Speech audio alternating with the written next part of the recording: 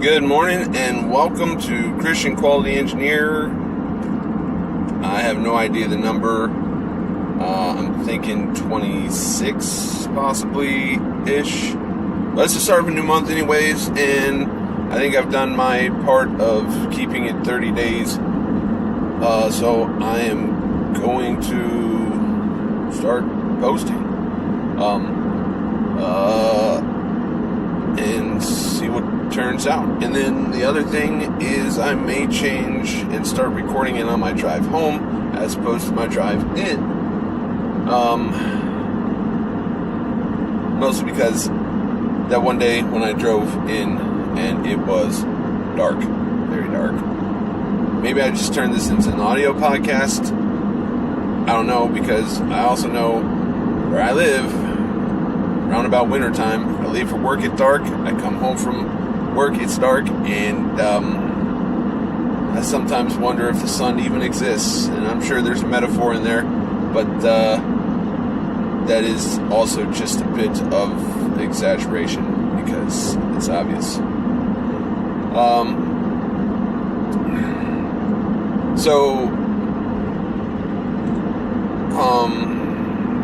At work, we have a pretty big project I'm working on. We need to finish out this PPAP, and there was some testing, and the customer doesn't have a requirement for this particular failure mode we're seeing, but they want us to tell them that it's good and eliminate all the issues that they're seeing with it. We're doing some testing on it to try and figure it out.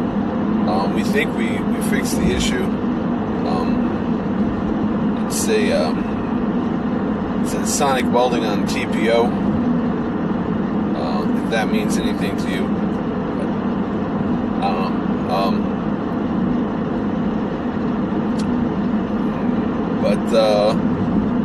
I'm gonna get in, and hopefully, and I say this because Thursday and Friday I wanted to take these parts and put them through our Instron and pull them apart, but just haven't had the opportunity to. So then, the next thing I guess I wanted to talk about is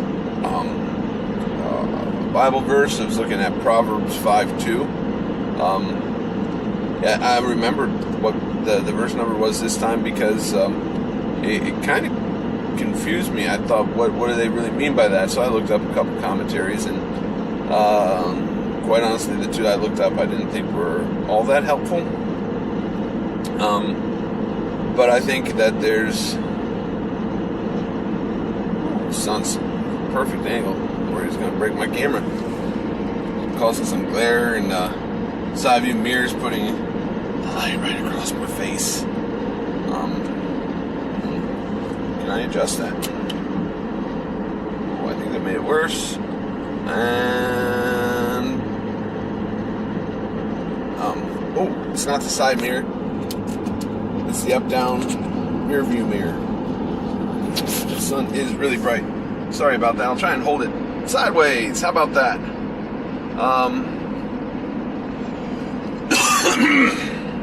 Profile view. So, it says using discretion can help you guard knowledge or keep knowledge. And I apologize if I go out of frame for a minute or two. I am driving, so I don't want to just take my eyes completely off the road. But that's what I'm doing. So guarding knowledge, it was kind of a weird thing. I could see how it could be used in two different ways. One, in war, I know intelligence is a key thing. It's a big factor. And you don't want to just blurt out everything you know about everything, because then you lose your advantage, and the enemies can gain an advantage, right? So I mean, it could be guarding your knowledge in that sense, and it could also be just guarding your knowledge so that you don't go out there and say something stupid, and then the next time somebody comes around, they don't bother to ask you what your opinion is or what is the right thing. Don't ask them. They don't know what they're doing. The last time I asked them something, they gave me some bad advice. They said the wrong thing, so now I better not ask them. So now you have something that we may actually have knowledge in, and then nobody wants to hear it. And I think in quality engineering, that's both of those instances are things that are useful and important to keep in mind. Obviously, we all know we have issues that we try to that quite frankly our customers might not like, but we don't run and tell them every time there's something wrong. We try and contain it in-house and fix it in-house so that there's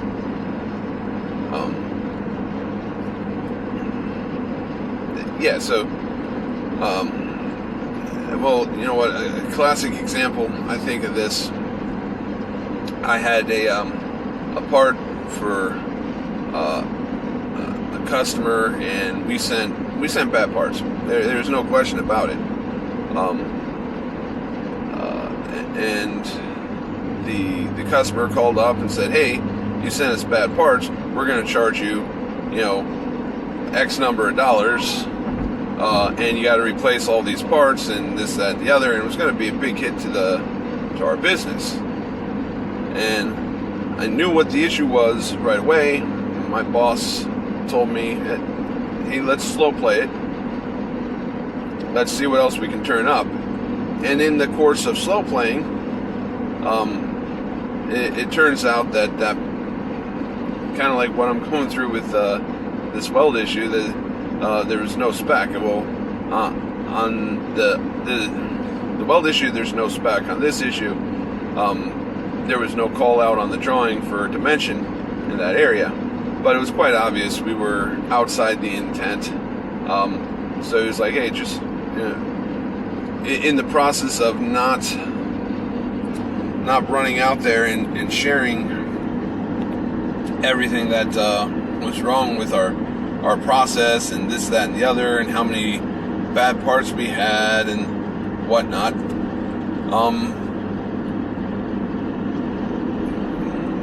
We, with the help of the customer, said, "Hey, there's nothing on the drawing that holds us to the spec.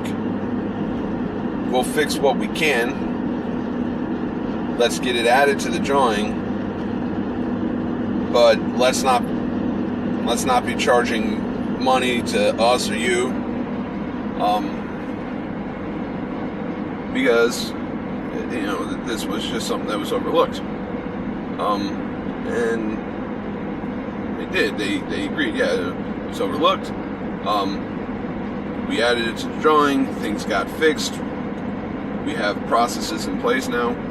And had I just rushed out there and said, "Hey, yeah, I know what the problem is, and we're this far subflush, and that's obviously why it's not engaging, and blah blah blah,"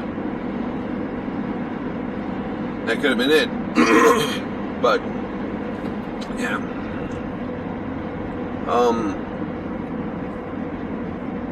So that's one way that we can guard our knowledge. You don't have to I'm not saying lie, which is what I thought first happened. I'm just saying, guard your knowledge. Play it slow. You don't have to share everything right away. At the same time, had they said, hey,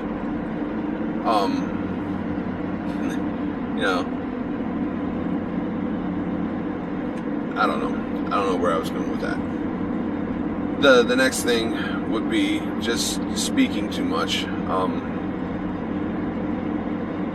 If you go out there and you say, hey, the sky's green, and the sky isn't green, and people see it, and they're like, oh, that guy, he just doesn't know anything. And then the next time you come in and you're like, hey, the sky's red, and it actually is red because it's a beautiful sunset, and people are like, yeah, right, sure, Chris, we're not going to listen to you, we're not going to believe you. So that puts you in a really bad spot, because now you need to communicate information. You need to get stuff done, and people aren't going to respond correctly. So anyways, I've been long, almost 12 minutes. So, I don't know, hope this was helpful. Like, share, subscribe, and commit your work onto the Lord. Thanks.